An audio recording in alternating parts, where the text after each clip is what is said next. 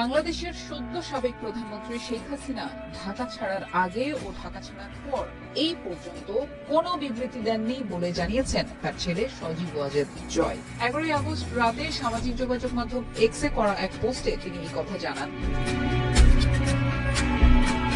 Sajeeb Wazed Joy 11 August রাত 11:55 নিজের verified account থেকে বার্তা দেন। তিনি লিখেছেন, আমার মায়ের পদত্যাগের বিষয়ে একটি বিবৃতি এক সংবাদপত্রে প্রকাশ করা হয়েছে, যা পুরোপুরি মিথ্যা ও বানোয়াট। আমি একটু আগেই তার সঙ্গে কথা বলে নিশ্চিত হয়েছি, তিনি ঢাকা ছাড়ার আগে বা ঢাকা ছাড়ার পরে এই পর্যন্ত কোনো বিবৃতি দেননি।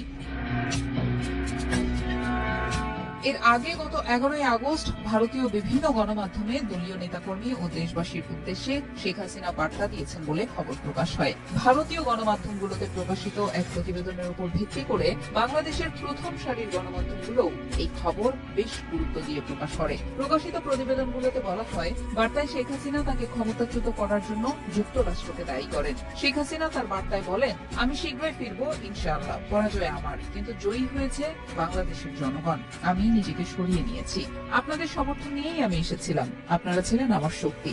আপনারা যখন আমাকে চাননি তখন আমি নিজ থেকে সরে গেছি, পদত্যাগ করেছি।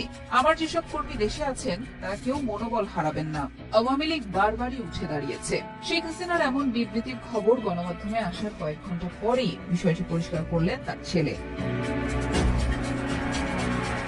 এর আগে ছাত্র জনতার ব্যাপক বিক্ষোভের মুখে 5 আগস্ট পদত্যাগ করে দেশ ছাড়তে বাধ্য হন শেখ হাসিনা। বর্তমানে তিনি ভারতে অবস্থান করছেন। তবে সজীব ওয়াজেদ জয় এক ভিডিও বার্তায় বলেছেন, তার মা পদত্যাগপত্রে সই করতে পারেননি, সেই সময় তার হাতে ছিল না।